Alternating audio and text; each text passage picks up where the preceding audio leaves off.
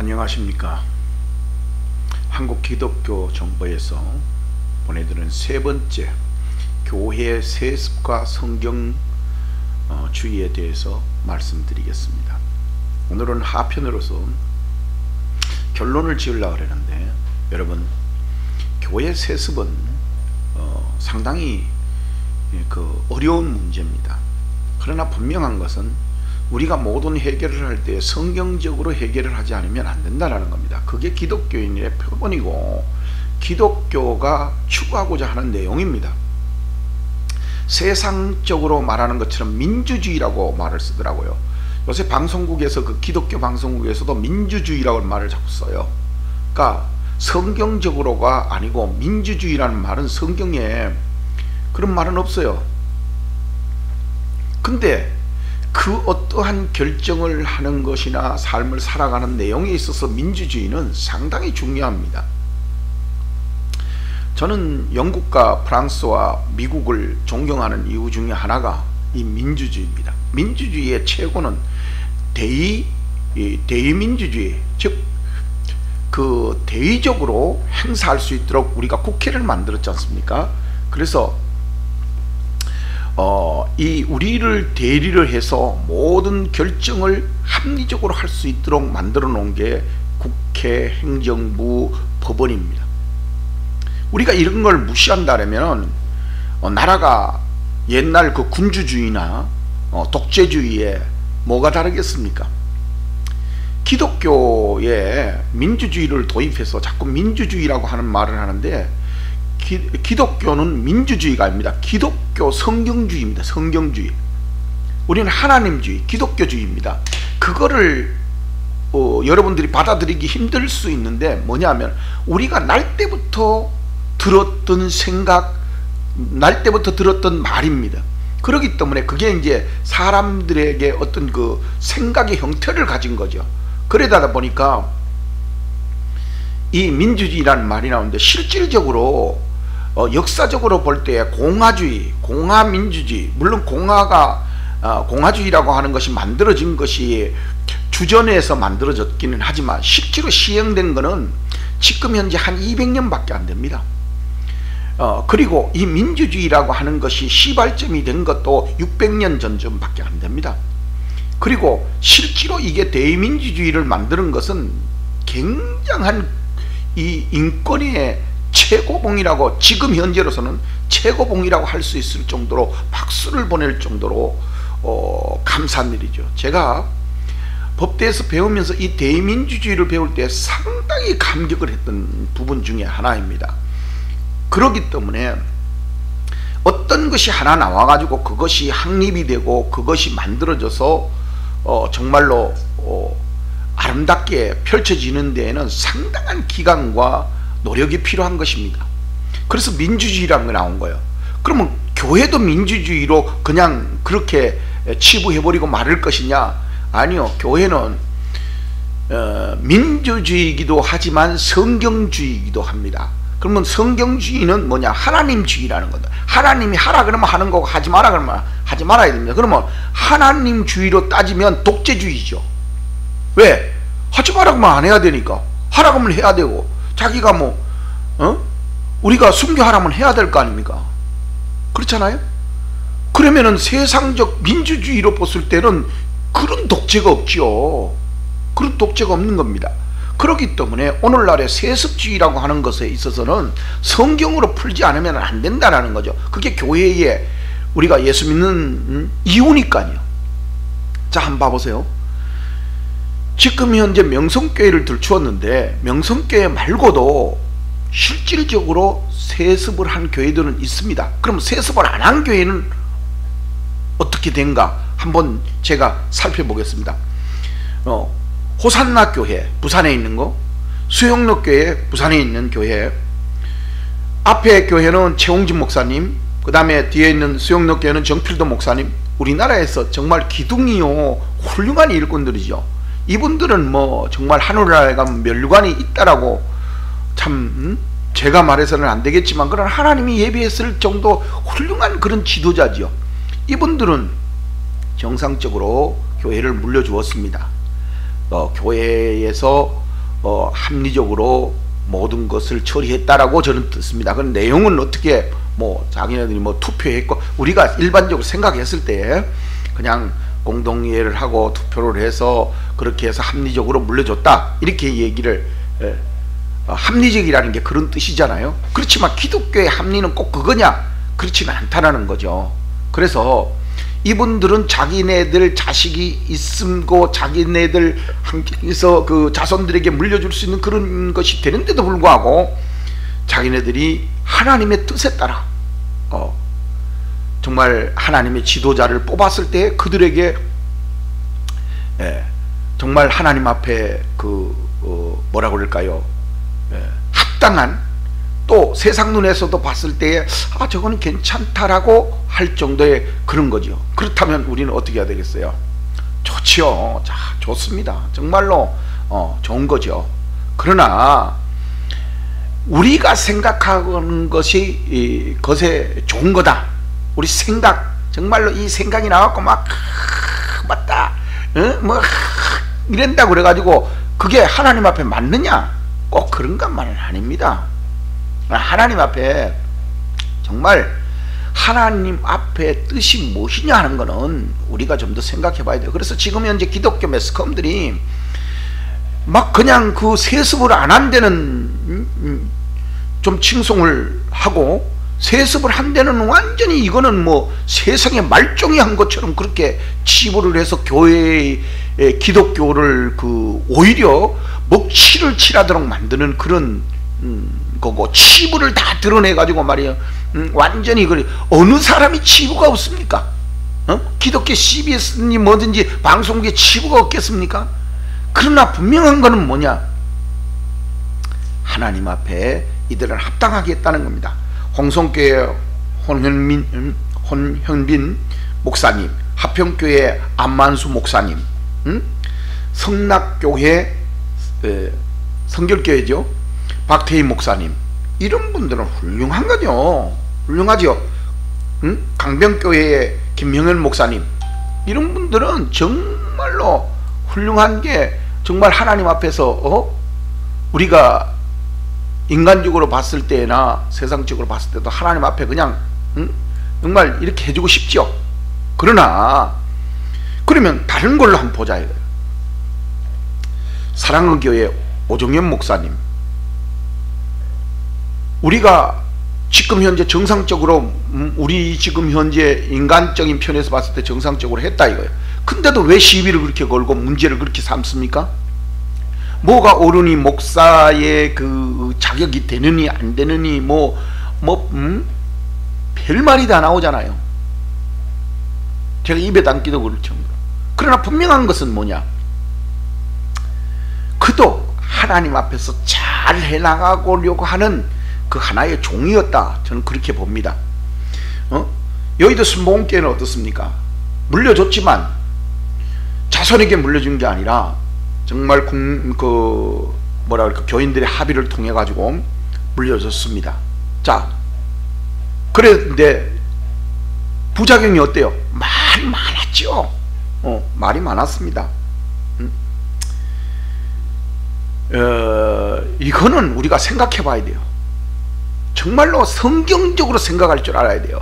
그래서 기독교 매스컴들이, 이게 좀 힘있는 사람들이, 힘있는 매스컴들이 나서서 이렇게 막 비방하고 이러는데 이건 좀 합당치 못하다고 봅니다. 그래서 그냥 주먹을 한 방 팡팡 매기고 싶을 정도로 답답합니다. 그러면 여러분들 지금 현재 세속적으로 세습을 했는 대표적인 목사님, 충영교회 얼마 전에 원로 목사님이 돌아가시기 전에 참 세습에 대해서 제가 잘못한 것 같다라고 사과하셨죠. 그러나 분명한 거는 그분 나름대로의 또 이유가 있을 겁니다. 그럼 명성교회는 지금 명성교회 난리가 나고 있지 않습니까? 그러면 그 교회가 하나님의 뜻으로 물려줬냐 안 물려줬냐, 하나님의 뜻이 있냐 없냐 하는 거를 과연 분별하는 것이 목사님들의 어떤 뜻인데도 불구하고 그냥 몇 가지 그 비리를 통해 가지고 교회에 지금 현재 치부를 다 드러내 가지고 완전 그 큰 교회를, 그 많은 그 교인들을 완전 얼굴에 먹칠하고 교회가 완전 부서진 것처럼, 악인 것처럼 이렇게 대조되는데, 만약에 그렇다면은 정말로 그 총회가 나서서 하든지 누가 나서서 좀 해야 될 거 아닙니까?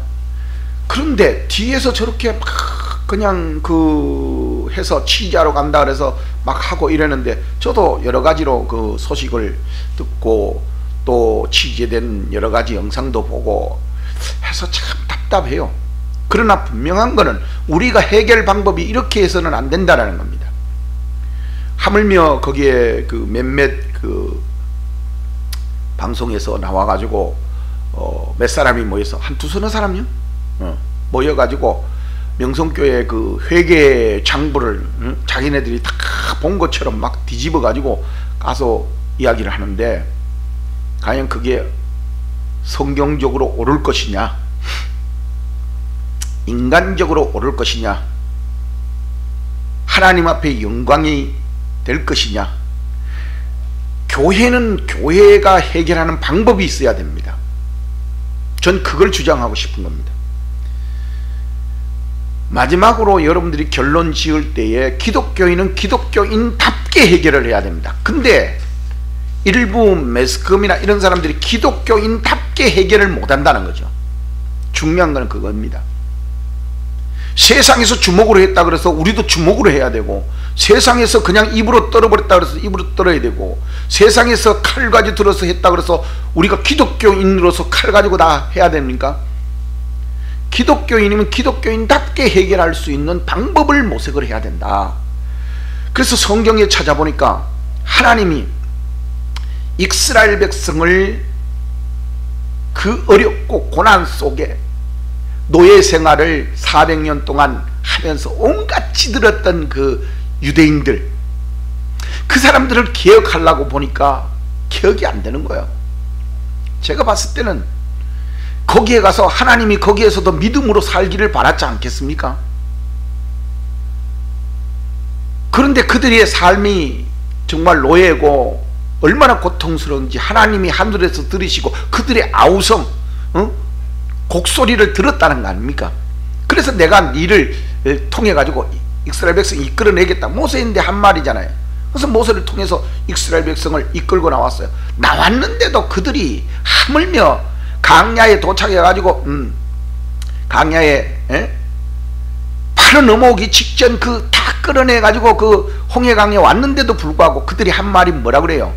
거기에는 마늘이 없냐, 파가 없냐, 거기에는 무엇이 없냐, 고깃가마 젖에 있었을 때가 좋았다. 자기네들이 주인 고기 끓이면서 그걸 끄집어내 가지고 잘라서 그 도둑놈처럼 먹었던 그때가 좋다는 겁니다.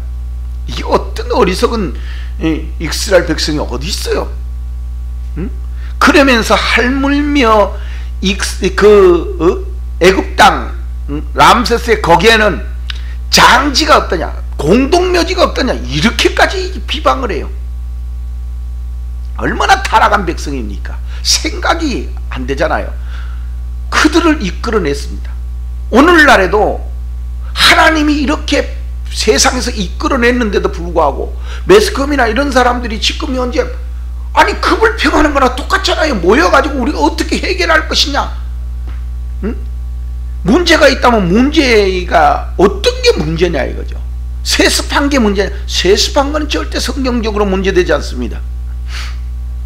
제가 먼저 시간에 중편에 그랬죠. 성경에는 육적인 세습과 영적인 세습이 같이 되어 있다고 마태복음 1장 족보에 딱 설명하고 있습니다.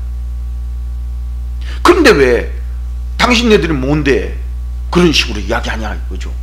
안 됩니다. 그러면 기독교적으로 하십시다. 기독교적. 더 나가서 성경적으로 우리가 뭔가 만들어야 됩니다. 그래서 이스라엘 백성을 그렇게 타락하고 그렇게 했을 때 하나님이 그들에게 너들 돌아가 안 했습니다. 그 중에 몇몇 사람들은 돌아가자고 난리였습니다. 그러나 그들을 광야로 이끌어내서 하나님은 이스라엘 백성이 배가 고파서 굶주리는 걸 보고 그 욕이나 불평을 하나님은 다 듣고 뭘 줬습니까? 만나를 내리지 않습니까? 응? 만나를 내리는데 이들이 알지도 못하고 듣지도 못했던 것을 하나님은 거기에서 내리는데 뭐냐면 성막을 줘요. 모세를 통해서 성막을 만듭니다. 그래가지고 성막을 통해서 불기둥과 구름기둥이 항상 그 위에 낮과 밤을 가려가면서 그걸 비춰주고 덮어주고 하잖아요. 하나님의 은혜가 여기에 있는 거잖아요. 근데 성막이라는 걸 있는 자체도 몰랐어요. 그때 신약에 와서는 그걸 뭐냐면 광야교회라는 말을 씁니다. 광야교회. 그렇다면은 우리가 교회 안에 있는 거, 지금의 교회 안에는 어떠냐 이거죠. 이스라엘을 우리가 노예에 실었던 새, 우리가 안 믿었던 그 시절에서 믿었던 시절로 왔으면 그렇게 해결하면 안 되죠. 홍해강에 왔다 그래서 지금 홍해강이 앞에 가로놓여 있다 그래가지고 우리가 뭔가 불평할 수 있는 그런 몇몇 목사님들이 난 죄인지 아닌지도 모르겠어요. 내 마음에 단지 안 맞다. 왜 그렇게 하느냐? 그래서 우리가 잘 생각해야 됩니다. 모세가 미리암을 강야로 나와가지고 그둘란가요? 자기 아내를 죽고 새로운 아내를 택했을 때에 미리암 자기 그 누이가 비방을 합니다. 그랬을 때 하나님이 아주 싫어해요. 미리암이 문둥병자가 되어버리잖아요. 우리 눈으로 봤을 때는 분명히 잘못된 것이죠. 우리 눈으로 봤을 때는 그렇게 불평이 나올 수 있어요.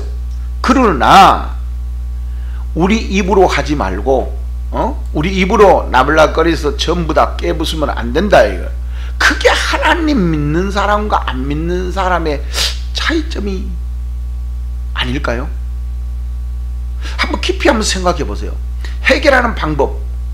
제가 오늘 이 가상수술을 만들어서 여러분들인데 했는데 참 저는 나이 먹어서 이걸 했기 때문에 할 줄은 몰라요. 아마 어떤 사람은 보고 이거 뭐 이런 식으로 만들었냐 할 수 있어요. 그러나 제가 만드는 건 최선을 다해서 뭔가 해보려고 여러분들인데 어떻게든 좀 뭔가 어필을 해서 하나님 믿는데 도움이 될 수 있는 그런 거를 해볼까 해서 지금 만들었습니다. 그리고 하나님이 하나 더 주신 게 뭐죠? 십계명이에요. 십계명. 거기에 율법이 나왔다는 거지. 율법. 모세를 통해서 율법이 나왔어요. 율법이라는 게 뭐예요? 너희들은 이렇게 해서는 안 되고 이렇게 하면 되고 하는 거잖아요. 그죠? 하나님이 제사장들을 모아놓고 제사를 지내라 그래요. 응? 양을 잡고 소를 잡고 비둘기를 잡고 어떻게 해서 하나님께 영광이 되도록 드려라 하고 일일이 다 설명을 하죠. 레위기에 보면.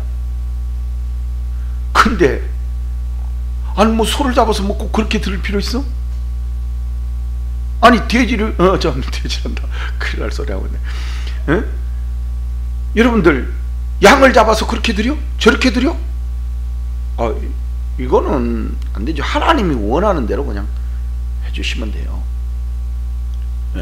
그래서 우리가 세속이 하나님이 원하느냐 안 원하느냐, 성경적으로 맞냐 안 맞냐 이걸 따져봐야 되는데 세속만 가지고는 나는 그러니까 세속 말고 뭐를 더 가지고 해야 되느냐 했을 때 재정적 비리더라고요. 보니까. 그럼 재정적 비리가 있다면 그 교회의 재정적 비리를 어떻게 교정할 것이냐, 시정할 것이냐, 바르게 잡을 것이냐. 김한나 목사가 됐을 때에 잡으면 돼요. 그런데 제가 봤을 때는 딱 하나입니다. 시기하고 질투 때문에 그래요. 이게 하나님 앞에 이런 게 개입되면 어떤 것도 용납이 안 됩니다. 그래서 저는 교회를 그래서 막 부서뜨리면 되겠습니까? 교회를 막 부서뜨려요? 안 됩니다. 하나님 보실 때 그렇게 하면 저는 안 된다고 봐요. 그래서 하나님이 주신 만나, 성막, 십계명을 왜 줬냐 이거죠. 이스라엘의 타락한 백성들이 회개할 기회와 이스라엘 백성들이 새로운 삶을 살아가도록 만드는 중요한 요소이기 때문에 좋습니다. 그래서 일단 그들이 죄가 아무리 중해도 먹는 것 만나 하나님 주셨고, 또 하나님이 있다라고 하는 그 증거로서 성막을 보내주었습니다. 그래서 여러분들 뭐 성막만 가지고도 일평생을 목회한 목사님도 계시지 않습니까? 내용이 많죠. 그러나 뜻은 하나라고 봅니다. 그게 뭐요? 하나님 믿는 믿음에 성막이 필요한 거 아닙니까? 그죠? 성막이라는 의미를 가지지 않습니까? 거기에다가 너희들에게 직접적으로 필요한 십계명을 주었잖아요. 그렇다면 우리는 이거를 보고 해결하면 됩니다. 그렇다면 교회 이 문제를 해결하려면 십계명을 만들면 돼요. 오늘날 십계명이 뭡니까? 법률 아닙니까? 법률. 법률로 만들어야 되죠. 근데 법률을 무시해버렸어요. 이걸 가지고 악용을 했다 이러는 거거든요.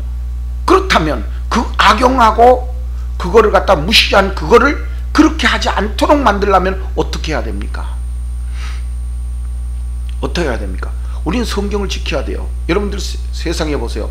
법률이 아무리 강하더라도 혁명을 해버리면 그 법은 다 부서지는 겁니다. 우리가 조선시대에서 대한민국으로 넘을 때 대한민국으로 넘어올 때에 우리가 일제 압박을 받으니까 그 법률이 뭔 소용이 있어요? 체계가 뭔 소용이 있어요? 소용이 없어요. 어느 나라든지 똑같지요. 아무리 법률이 튼튼해도 그 법률을 깨뜨리는 혁명이 되어버리면 아무 소용이 없다니까요. 아무 소용이 없어요. 여러분들이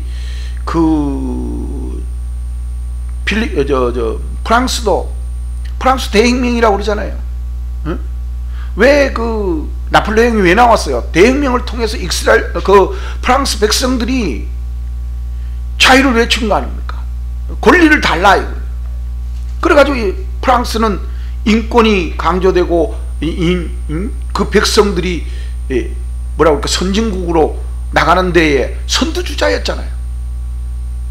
근데 기독교에 지금 현재 있는 분들이 새롭게 나가려고 하는 어떤 그 법률을 지키지 아니하고 그걸 다 뛰어넘어 가지고 지금 세상 법률만 가지고 그 법률이 맞냐 안 맞냐 이러면 되겠습니까? 우리에게 제일 첫 번째로 주어진 건 성경입니다. 성경이 우리에게는 법률이고 율법이고 우리에게 모든 권리는 성경으로부터 나오는 거예요.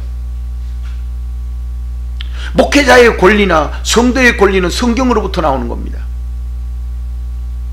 지금 대한민국의 권리는 모든 권리는 헌법에 보면 뭐라고 되어 있어요? 국민으로부터 나온다 그랬어요. 그럼 기독교인의 모든 권리는 성경으로부터 나오는 거예요. 성경에 모든 권위가 있는 거예요. 기독교의 권위가.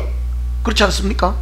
성경을 깨트려 버리니까 다른 사람도 그걸 깨트려 가지고 안 되는 거예요. 그래서 머리가 안 되면 안 돼요. 머리가 자꾸 뭐라 그럴까 다른 생각, 하나님 생각이 아니고 다른 생각으로 가면 안 됩니다. 그래서 오로지 성경만이 정말 하나님인데 박수를 보내야 돼요. 여러분들 분명하게 기억해야 됩니다. 저는 하나님의 종으로서 성경을 다 지켰느냐? 그렇다고 말할 수는 없습니다. 죄인이냐? 예, 저도 죄인입니다. 그렇다면은 하나님 앞에 그러면 어떻게 해야 되겠느냐?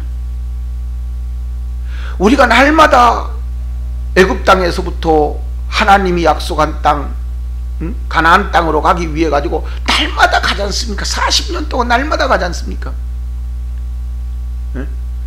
이스라엘 백성은 그래도 40년 동안 가나안 땅에 가는 입구까지 갔어요. 근데 나올 때 인구는 다 죽고 여호수아와 갈렙은 들어갔지 않습니까? 그럼 들어간 사람이 나온 사람하고 가나안 땅에 들어간 사람하고 비율로 따질 때 어떻게 돼요?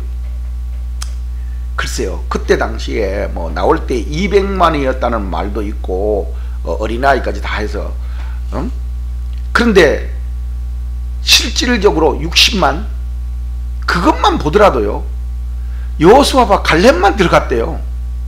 참 놀라운 거 아니에요?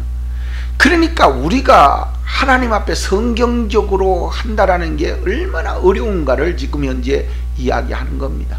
그래서 제가 이 옆에 성경을 지금 놓고 여러분들이 있는데 이야기하는 겁니다. 이 성경을 좀 우리가 너무 무시하지 말자. 여러분 성경을 너무 무시하면 안 됩니다. 이 성경은 우리가 하나님 앞에 받은 거죠. 받은 겁니다. 그래서 성경을 사랑해야 됩니다. 우리가 이 성경을 사랑해야 돼요. 성경 좀 사랑합시다. 우리가 잘했냐 못했냐 그게 그런 얘기하는 거 아닙니다. 여러분 정말 하나님 앞에서 우리가 어떤 식으로 해야만 되는가 하는 것을 여러분들이 잘 보세요. 정말 하나님 앞에 세상의 방법을 따르는 것이 아니라 하나님이 요구하는 방법이 무엇인가 하는 것을 여러분들도 아마 생각하고 있을 거예요. 그런데 내가 봤을 때는 상식으로 자꾸 자기의 그 내려온 그 우리의 전통적 개념으로 관습으로 이런 것 때문에 성경으로 못 넘어오는 겁니다. 성경으로 못 넘어오는 것 같아요. 그래서 누가 한 사람이 묻더라고요. 성경대로 살면 부자 되냐? 전 부자 된다고 봅니다. 그럼 성경대로 살면 잘 된다고 보냐? 전 성경대로 살면 잘 된다고 봅니다. 그렇지만 저 있는데 제가 물은다면은 전 참으로 부족한 사람입니다. 그러나 분명한 것은 평생을 하나님 뜻대로 살려고 저는 정말 한 가지만 가지고 살아왔다라고 말씀드리고 싶어요. 앞으로도 그럴 것이고요. 그래서 그러면 앞으로 어떻게 했으면 좋겠느냐? 여러분 교회에서 총회에서 노회에서 그 갈 길을 명확하게 좀 만드십시오. 총회에서도 지금 법률이 하나예요. 그런데 지금 우리나라 법률로 따지면 뭐 4,000개가 넘고 조례 이런 걸로 따지면 몇만 개가 된다고 합니다. 근데 기독교에서는 그 법률 하나 딱 만들어 놓고 그게 적용이 잘 안 돼요. 어느 한 사람이 편중될 때마다 뭐 그게 일로 쏠리고 절로 쏠리고 원칙이 없는 거죠. 금반원의 원칙이라는 게 법률에 있습니다.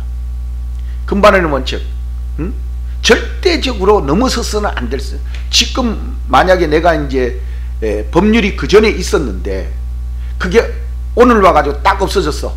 그런데 오늘 내가 지나가고 내일 문제가 됐어. 그런데 가만 보니까는 지금 현재 법으로는 안 되고 며칠 전 엊그제 있는 법 가지고 처벌을 하면 될 것 같아. 그런데도 그걸 적용하면 안 된다라는 거죠. 또 그 전에 지금 법률이 있어. 근데 지금 현재 법률을 하고 달라. 그러나 죄는 어떻게 돼요? 어떻게 적용하는 게 맞아요? 작은 쪽으로 적용을 하도록 되어 있어요.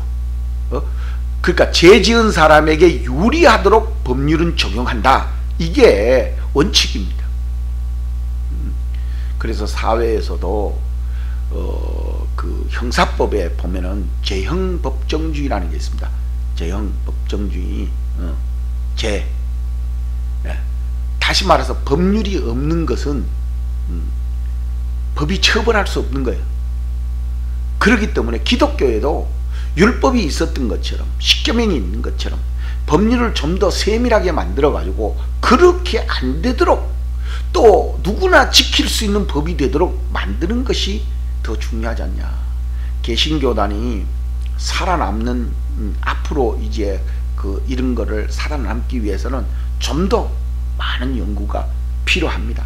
그래서 저는 마지막으로 여러분들인데 권장합니다. 어떻게 법률을 만들어야 될 거냐, 앞으로 어떻게 그럼 나갔으면 좋겠느냐, 이걸 한번 답을 달아보십시오. 누구도 이 얘기는 하지를 않아요. 뭐 지켜야 된다라는 말만 해요. 문제는 일어났어요. 그럼 문제가 다시는 반복되지 않도록 개신교단을 어떻게 개혁했으면 좋겠습니까? 제가 봤을 때는 옛날에 창세기부터 시작을 한다 보면은 거기는 개인주의였어요. 그러다 족장주의였죠. 그러니까 집에 과장, 하나의 그 혈육으로서 최고 어른이면은 그 사람이 모든 법률에 장악했어요. 그러다가 이제 반국가적으로 만들어졌죠. 그래서 고을 원림 시대죠. 호적주의로 넘어왔어요. 그러다 호적주의로 넘어오다가 이제 2000년 전에 좀 돼서는 이게 이제 국가적 형태를 갖추게 됩니다. 그러니까 주전 한 1000년, 1500년, 뭐 길게 2000년 전부터 시작해 갖고 이게 나라로, 작은 나라로 형태로 만들어져 가지고 왔죠. 그러다가 이제 국가적 형태로 만들어져서 왔고, 국가적 형태로 만들어졌는데도 불구하고 국가적 형태가 독재주의라는 거죠. 그때는 어쨌든 왕정 정치였잖아요. 왕정 정치. 그러다가 이제 로마 예수님 당시로 넘어오기 주전 주후에 전후로 해서 공화주의라는 게 나왔습니다. 거의 공화주의도 나오는 것이 참 왕정 정치에서 공화주의 나오는데도 마찬가지예요. 로마에서 그 지역에 있던 왕이 하도 부패를 하니까 밑에 사람들이 들고 일어난 거예요. 그래가지고 밑에 사람들이 그 왕정을 쓸어버렸잖아요. 그러고 나니까 왕정 정치가 아니잖아요. 그때 뭐 왕이면 최고인 줄 알고 모든 게 왕으로 혈족으로 내려왔는데, 그런데 밑에서 들고 일어나서 그때의 법률을 제정한 것이 바로 공화주의입니다. 모든 사람들이 공동으로 운영하자. 그래서 로마 시대 때도 원로원이 있고 이러잖아요. 그런 것처럼 우리가 기독교도 여기에서 좀 상권 분립을 좀 만들었으면 좋겠다. 상권 분립에서 오권 분립 정도로 만들면 굉장히 좋겠어요. 그래서 오권이라는 게 뭐냐면, 지금 현재 여러분들 잘 아는 대로 정부가 있고 입법부가 있고 사법부가 있는데, 요새는 그것만 있는 게 아니고 또 매스컴이 있습니다. 그러니까 그 매스컴도 하나의 뭐라고 그럴까요? 이 기관으로 이제는 봐줘요. 그래서 사건이 되지 않습니까? 사건. 거기에다가 또 이제 하나 보탠다면은 뭘 갖다 보탤 수 있을까? 권리가. 그래서 지금 현재 그 오권 분립으로 만들자, 사건 분립만. 그래서 주필 이런 그 권리를. 그래서 지금 현재는 인권 이 뭐라 그럴까, 매스컴 신문이나 언론을 하나의 그 부서로 봅니다. 미국 같은 데서도.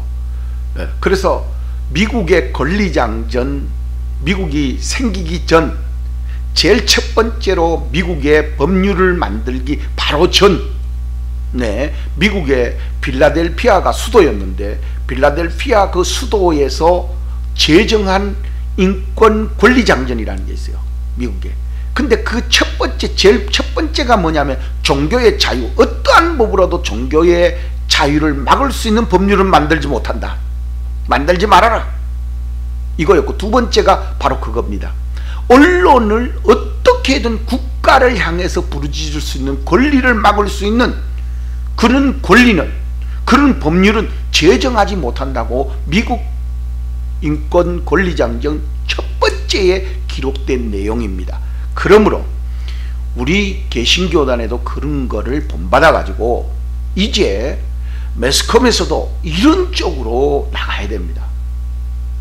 어떻게 개혁을 했으면 개신교단이나 우리 모든 그 기독교인들이 기독교인다운 삶으로, 억울한 자가 나왔을 때 호소할 때가 있어야 되고, 어려운 목사가 있으면 그 목사가 어디 가서 좀 하소연할 때가 있어야 되죠.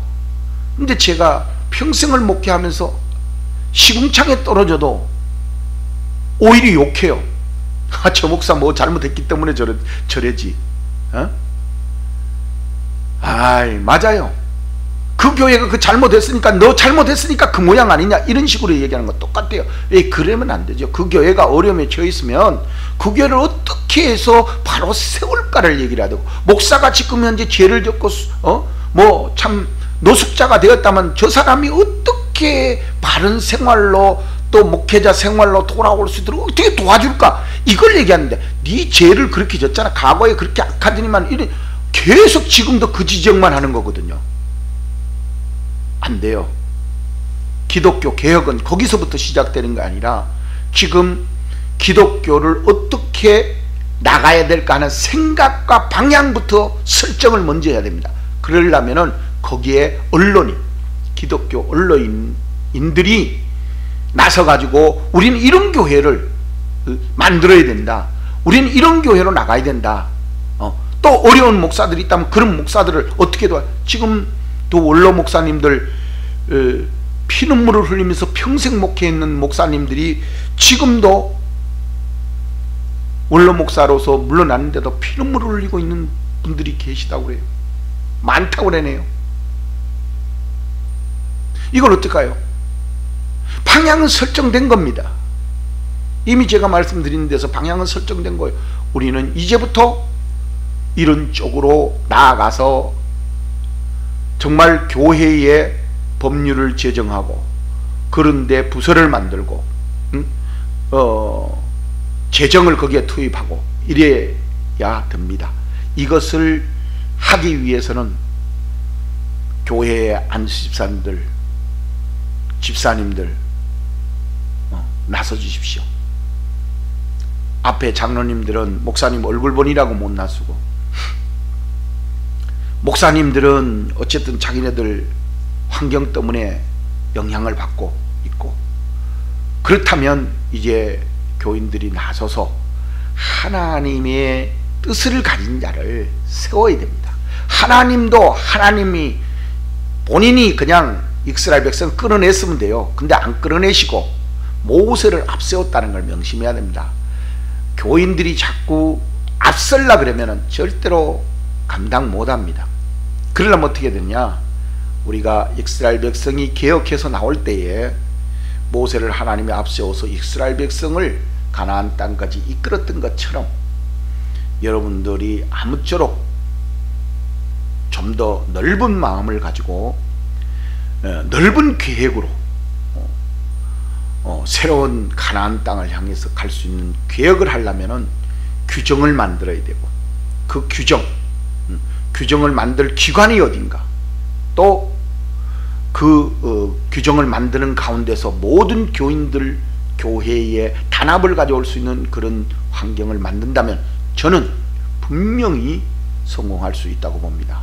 그러므로 여러분, 지금까지 들어주셔서 감사하고 아무쪼록 기독교 안에서 큰 기쁨이 있으시기를 감사드리면서 마치도록 하겠습니다. 감사합니다.